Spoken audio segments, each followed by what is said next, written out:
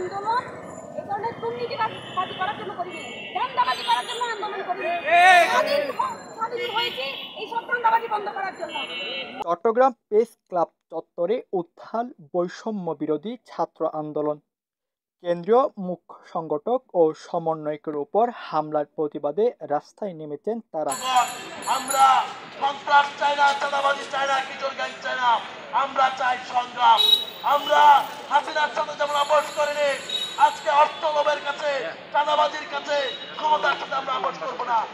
রবিবার 12 জানুয়ারি Chittagong press club চত্বরে বৈষম্য বিরোধী ছাত্র আন্দোলন চট্টগ্রামের ব্যানারে মানববন্ধন করেছেন রাসেলপন্থীরা। তাদের দাবি, সংগঠনের কেউ কিশোর গ্যাংয়ের আশ্রয় প্রশ্রয় দিলে তা মেনে নেওয়া হবে না।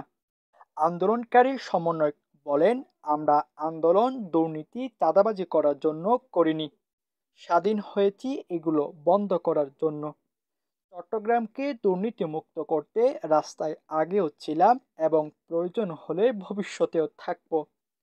প্রশাসনের কাছে আমাদের স্পষ্ট দাবি, তাদের বিরুদ্ধে আনিত অভিযোগ সুষ্ঠু তদন্তের মাধ্যমে দ্রুত ব্যবস্থা নেওয়া হোক। আন্দোলন এই ধরনের দুর্নীতিবাজি করার জন্য করিনি, ধান্দাবাজি করার জন্য আন্দোলন করিনি।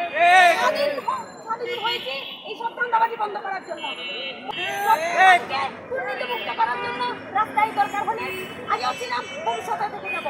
ট্রাফিকে এবং রিজার্ভের বিরুদ্ধে যে আনিত অভিযোগ, এটা সুষ্ঠু তদন্ত করে প্রশাসনকে বলবো দ্রুত বিচারের ব্যবস্থা করবেন।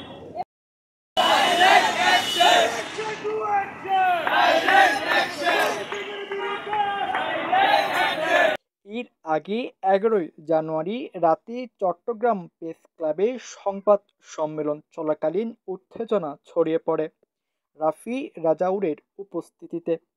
শুরু হয় হট্টগোল ও হাতাহাতি। এতে পরিস্থিতি আরও জটিল আকার ধারণ করে। ফেসবুক পোস্টের মাধ্যমেও তাকে আমি হুঁশিয়ার করেছিলাম যে আপনি যে ছেলেপেলেগুলোকে নিয়ে চলাচল করছেন, এরা বিগত সময়গুলোতে দরজঙ্গের সাথে জড়িত ছিল এবং আমাকে বিভিন্নভাবে সোশ্যাল মিডিয়াতে সাইবার বুলিং করেছে এবং বিভিন্ন প্রোগ্রামগুলোতেও তারা এই কাজগুলো চলমান রেখেছিল। এর বিরুদ্ধে আমি বারবার আদালত মাহমুদ রাফি রিজাউর রহমান এবং কেন্দ্রীয় সহ এই বিষয়গুলো জানিয়েছি, কিন্তু তারা কোনো দৃশ্যমান পদক্ষেপ নেয়নি। যারা এই নারী হ্যারাসমেন্টের সাথে জড়িত আছে তাদেরকে